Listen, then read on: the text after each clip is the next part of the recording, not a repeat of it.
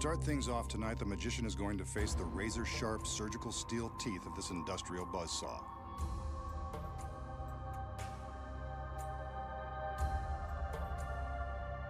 As he is soon to find out, the saw blade is real and the teeth are incredibly sharp.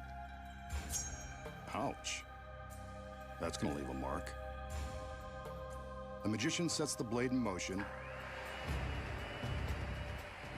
and commands it to rise to the top of the tower.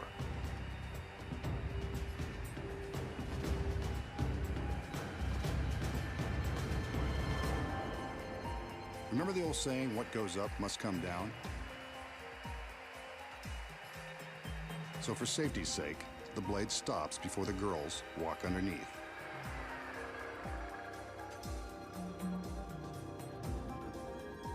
The assistants have wheeled a large coffin-like box beneath the blade.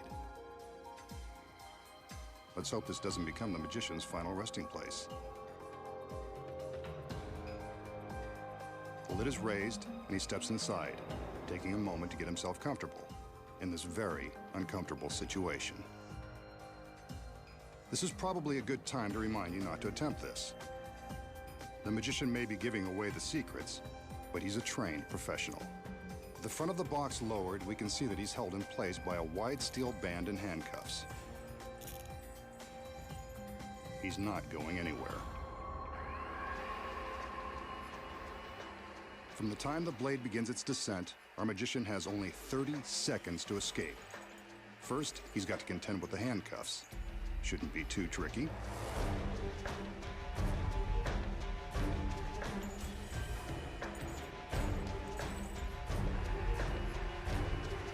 Only 20 seconds left. This isn't going well. The assistants are under strict orders not to stop the blade. But will they obey? The blade is now just inches away.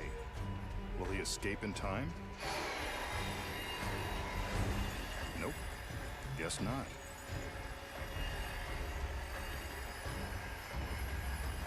Well, this is a first, and we've still got an hour's worth of tricks to expose. Too bad he didn't save this trick for his big finish. Could have killed two birds with one stone, or one giant blade. Looks like the masked man has finally met his end. But I think we should see some proof that he's really cut in half. On cue, the girls separate the box. So long, magician. It was nice knowing you. The danger in this illusion is about as authentic as it gets, complete with a very real, very sharp industrial saw. And the handcuffs? Well, they're real too. You can see that there is no way to escape this death trap, not within 30 seconds. And that's really the magician strapped to the table. So is the magician really being sliced in half by the razor-sharp teeth of the giant saw? No. He still has more secrets to expose. Starting with this one. The first secret, of course, is in the box the girls wheel onto the stage. When we see him get into the box and supposedly lie down, he's actually slipping his legs down into a secret compartment. The table legs are hollow and large enough to fit a person, or half of one.